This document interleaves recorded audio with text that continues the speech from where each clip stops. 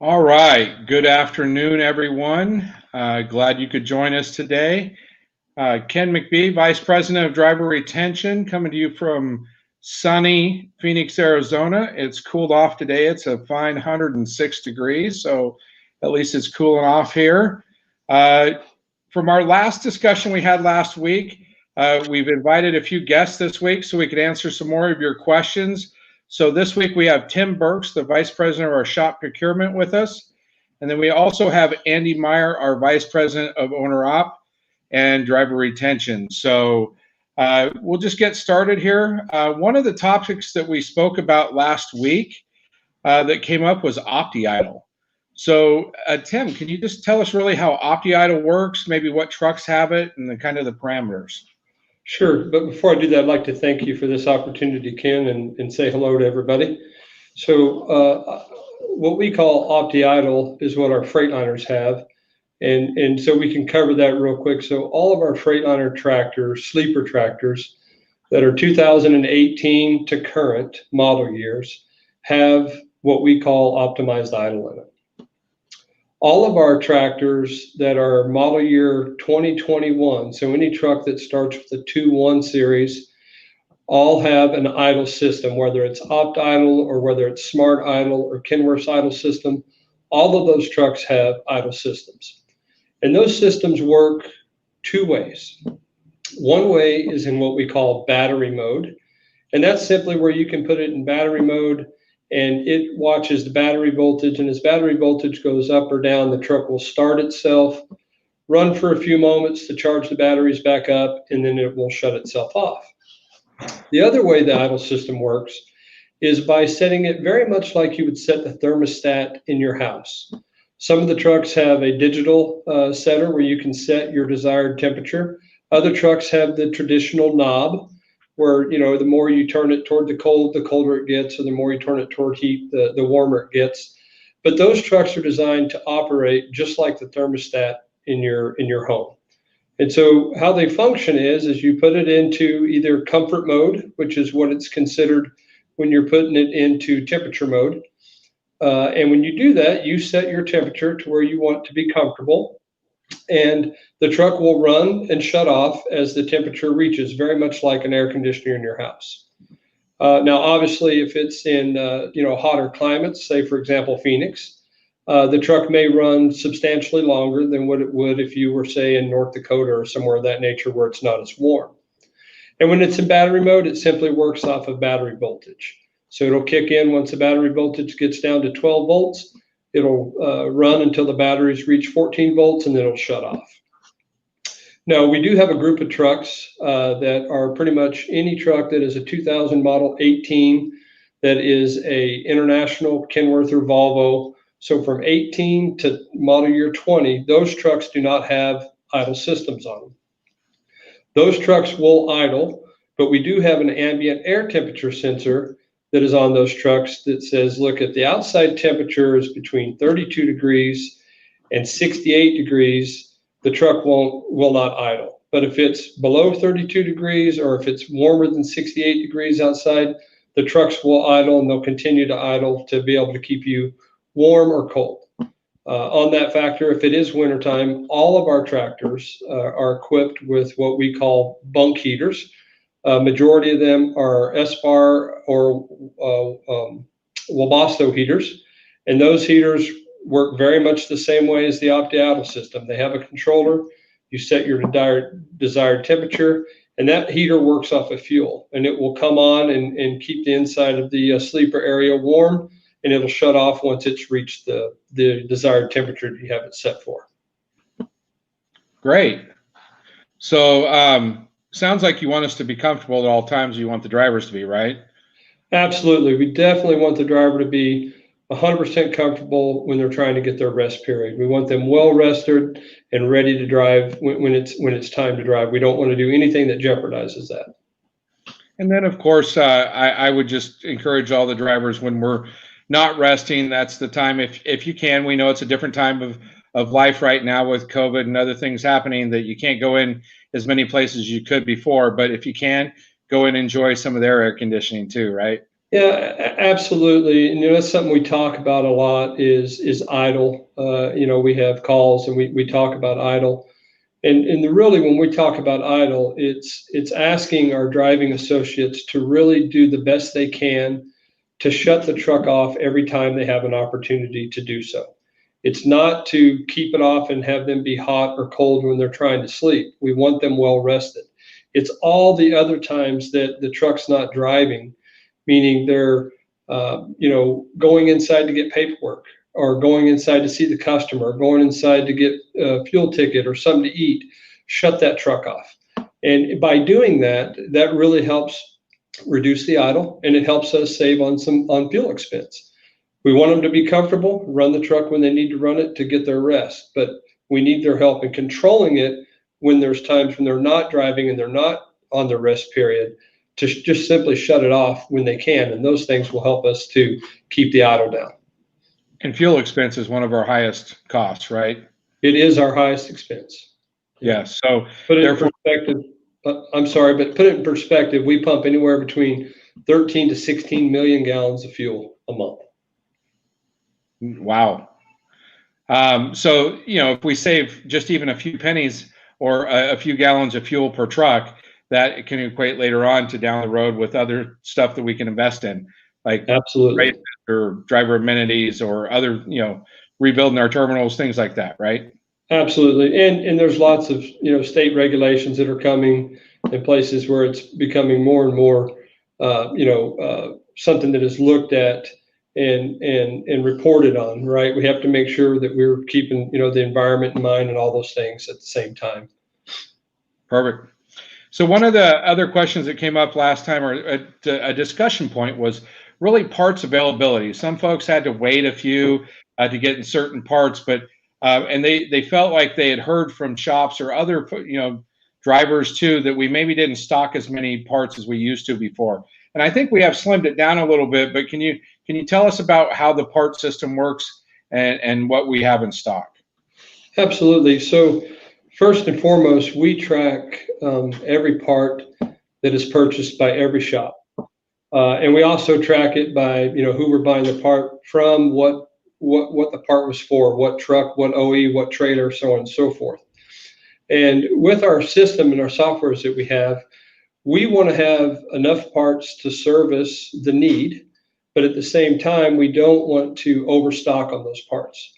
And the reason for that is twofold. One is we want to make sure that we don't overbuy, because it's not like, when we buy parts on a personal level, if you go buy a part from Checker or O'Reilly or whatever it may be, you can take that part back at pretty much any time and they just give you, your money back. When you're buying parts in the volume that we buy, there's restocking fees, and there's sometimes that those parts become what they call obsolescent, meaning that you can't return that part back to the dealer or from the OE that you bought that part from. So what we do is we have programs that are set up that says, look, this is our parts usage. So we've used X number of these parts in the last 30 days. And based off of that usage and that history that we look at for each shop and globally for all the companies, we can look at and we know exactly what our minimum quantity is needed when we need to reorder those parts. Now, there are times where we run out of parts, and usually that's due to a part being on back order, or maybe there was a supply issue, or maybe there was a recall on that part. The current part we have in inventory has been recalled by the manufacturer, and they're sending us an updated part. But the vast majority of the time, 99% of the time, we have the part that is needed on our shelf. We've also partnered with all of our facing dealers. Those, when I say dealers, that'd be Cummins, Detroit, Freightliner, Volvo, International. They have a surplus of stock that they keep for us at their facilities as well, based off of those same usages. That way, if we do fall short, we can usually run over and get that part within just of a matter of an hour or two and have that part available. Now, when you start looking at more parts that are not commonly used, for example, it may not be public knowledge, but we don't use a whole lot of like radiators, and we don't use a whole lot of ECMs and those types of things. And those parts are considered outside of that normal range, right? So We work closely with our facing dealers to make sure they have those parts if we need them. And then we have sources available that if we do need one of those parts, we can get one, air freighted in overnight so that we can get the unit fixed timely. But once again, that's a very small number of parts that happens with. Okay. But generally, we carry all of our standards ones we use I mean, they're usually in stock. And I forget what the number was that you mentioned to me last week when we talked about this, but what's about the number of parts that, just to put it in perspective, the cost of the parts that we do stock?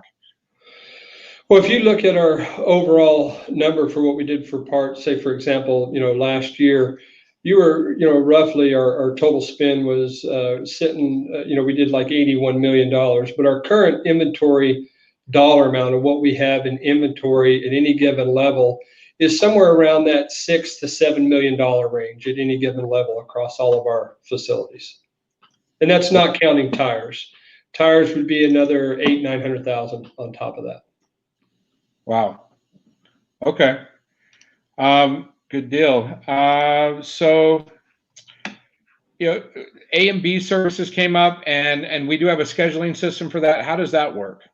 So this is something that's very important to us. So currently today, there's two ways, or actually three ways, one of our driving associates can get a service scheduled. So we have a team that we call the PM scheduling team, and they look at all of our trucks that come up every day that are within that 500-mile range of needing a service. And that PM scheduling team reaches out to the drivers and the driver leaders a lot, and they schedule a lot of those services. The other way and so that's one way is via the phone, where we call the driver and we look to see where they are and say, okay, where would you like to get your service done? Here's where we have openings, and we'll schedule them in.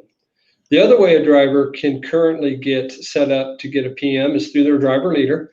The driver leaders have the ability to work directly with the PM scheduling team, or the driving associates can send an email directly to the PM scheduling team at swifttrans.com to get that PM service set up and get it scheduled.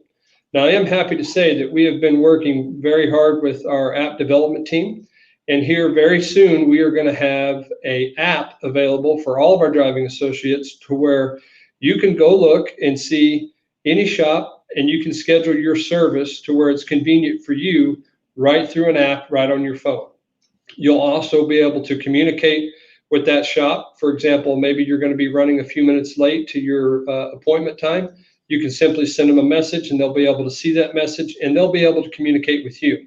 More importantly is we'll be able to see the truck on the map, and you'll be able to see the shop on the map, and it'll give you that information, and you can have addresses, contact information. Those things will all be there for you. So we're very excited about that. We just launched the first phase of that program with our shop scheduling team, and what we're doing for the next couple of weeks is we're testing that to make sure there's no bugs in it. Phase two we'll roll it out to the driver leaders, so the driver leaders can work with the drivers and schedule. And then phase three will be where we turn it on completely, and so our driving associates will be able to schedule those PMs directly from the app. And the whole purpose behind the PM scheduling is to make it more convenient for you, the drivers, right? You may have something coming up. You may know that you're going to be going through Phoenix, in 3 weeks, and your service is coming due. We're trying to give you more options and more abilities to be able to get those things done when it's convenient for you. Ideally, you want to get the truck serviced when you're on your off time or your home time. That way, when you come back, the truck's ready to go, and you can get your next load and be ready to roll. Excellent. That sounds great. It's almost like scheduling to get your haircut. Sounds well, pretty. We wanted to take the approach very much like if you were trying to get your car serviced at, a Jiffy Lube or a Big O Tire or something of that nature. We wanted to be able to simply look and say, oh, they have availability. I'm gonna schedule it in and get it done. Excellent. So one of the appreciate that. That's great news. A lot of good technology coming throughout this year and into next. As far as speed parameters, we had some questions about why are company trucks set at 62 on the pedal, 65 on the cruise, and just mainly the whys. Like, how does it affect fuel mileage, maybe tire wear, engine maintenance? And I know we're hitting on quite a few things there, but can you give us your thoughts on that? Well, a couple of reasons. One is when you look at our speed parameters that we have, number one is safety. And looking at how our vehicles operate. And then you have a lot of states where trucks aren't allowed to go over 55 miles an hour, right? And you have other states where there may not be any restrictions. And then you have the whole fuel economy piece. But one of the biggest reasons behind that is twofold. One is when you're driving down the road and you're working, off of the pedal, for example, we have it set at 62 because we want to be able to utilize the cruise control more, right? Cruise control helps being able to increase the fuel economy. The computer will take away throttle and give throttle as needed. More importantly is depending on the percent of load that's on the engine, it may decide that it can cut out a few cylinders to save a little bit of fuel. So that's why we have it set when you're in cruise control, you can go 65. We have it set at 62 when it's not on cruise control to make sure that we are incentivizing people to use the cruise control and to help, obviously, increase that dispatch MPG that we talk about on a regular basis. The other factors that we have that are built in there, you'll notice that if you have your cruise control and those things on and you turn wipers on, that the cruise control will shut off. That's another safety feature that we have built in there. And it's really designed around, having the piece of equipment be as safe as possible. Perfect.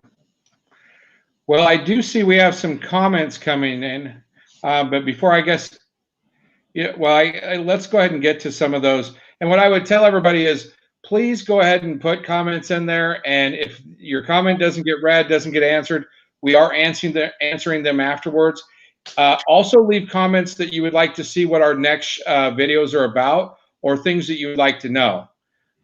So Tabby or Andrew, is there any questions that you, and I see one in there that about putting APUs in. Can you tell us a little bit about APUs and why we wouldn't or would? Yeah, so and this is a topic that we've talked about several times.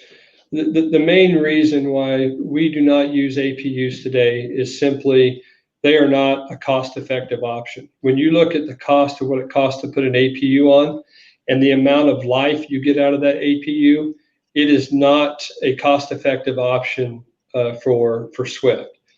As APU technology advances, it's something that we'll constantly be looking at, but we need the APU to make 2 or 3 truck cycles before it's cost effective for Swift to say this is the right thing to do. And what I mean by that is if you looked at what it costs to put the APU on, what it costs to maintain it, and and all of those different factors, the fuel that it uses, today it does not mathematically make sense for us to put APUs on. Now I personally, over the last 12 years have been, we watch that APU market. We get feedback on the reliability, how well they're working.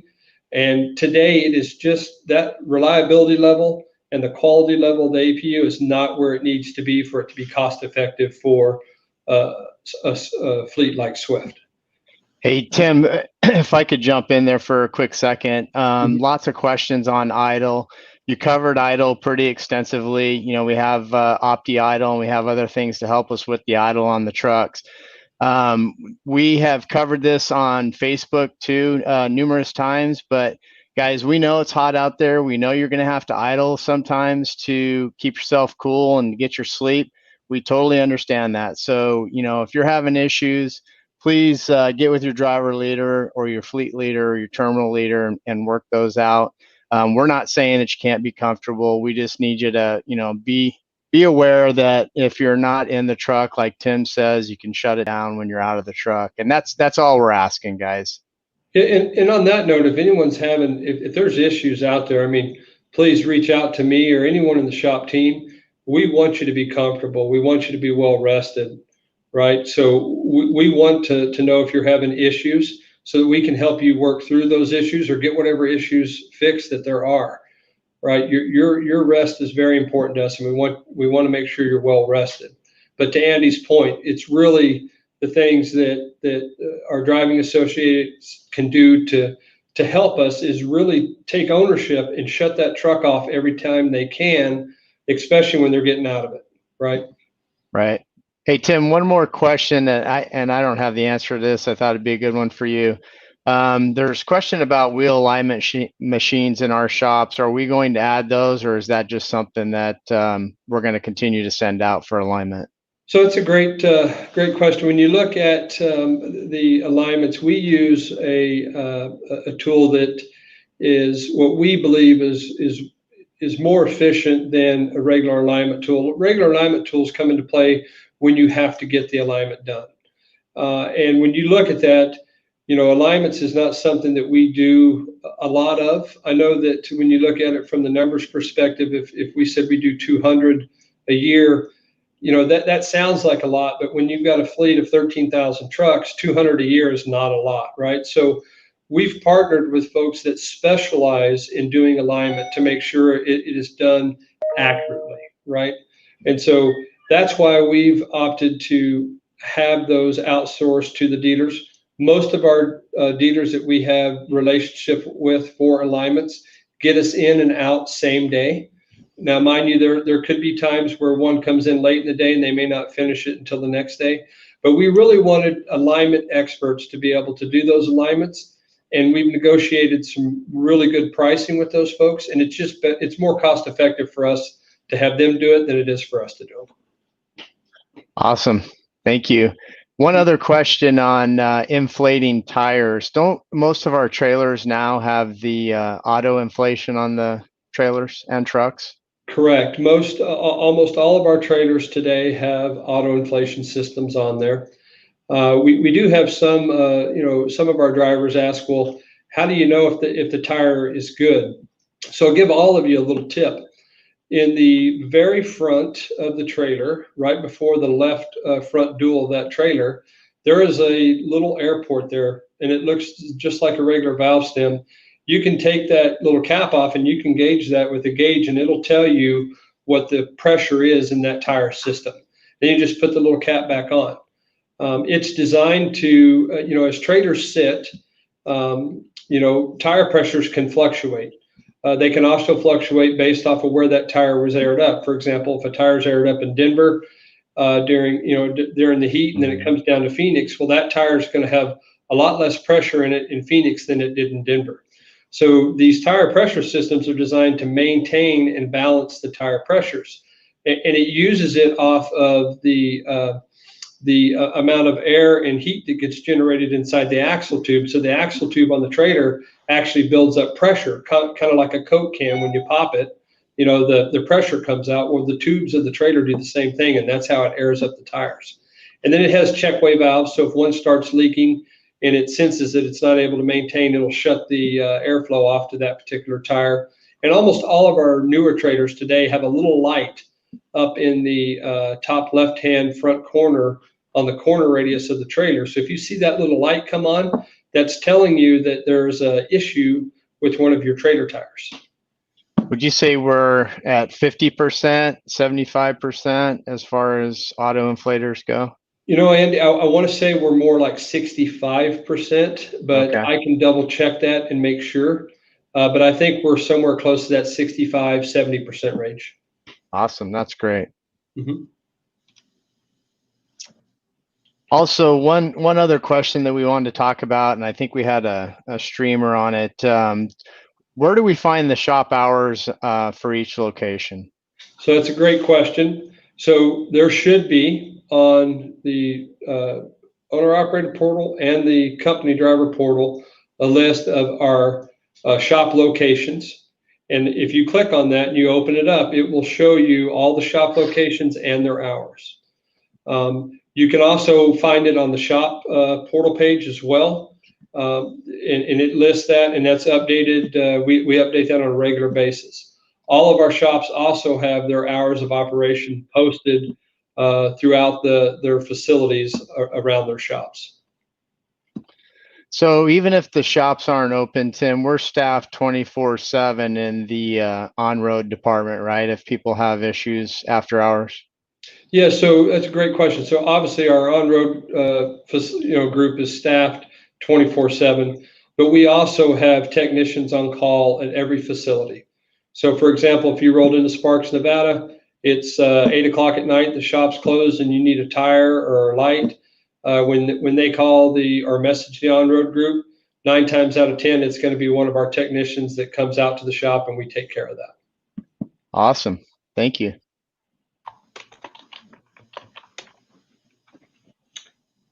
One of the questions I see that came in too was, with COVID, do we expect higher idle than previous years?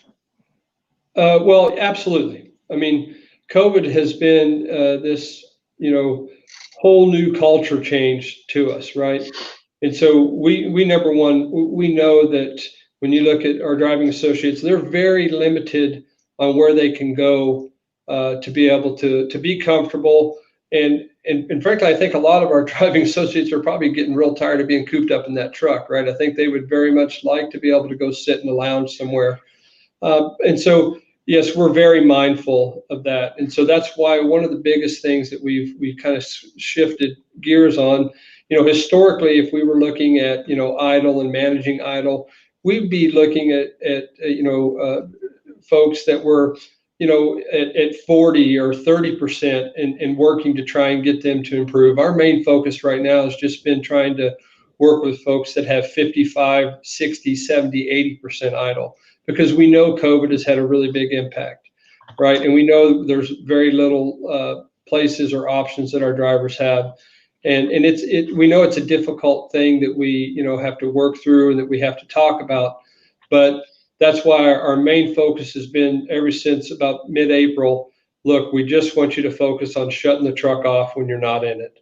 And if we can get everybody to do that, we will be able to still drive our idle down and save a lot of money and not disturb any comfort level from the drivers, any way, shape, or form. So one last question, we're getting towards the end here. Do we plan to ever move our shops back to a 24/7 shop service, or what are your thoughts on that? I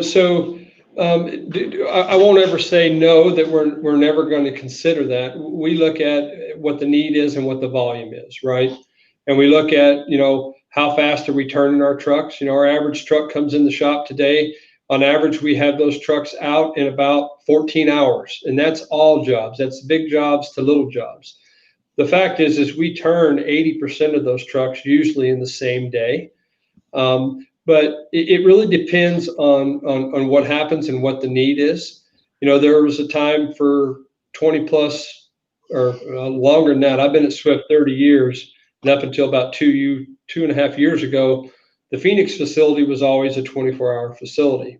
But as we grew and we built more facilities, for example, like El Paso, and we had Albuquerque come online, and we now have several facilities in California and West Valley, there was really no need for us to have that 24-hour coverage there.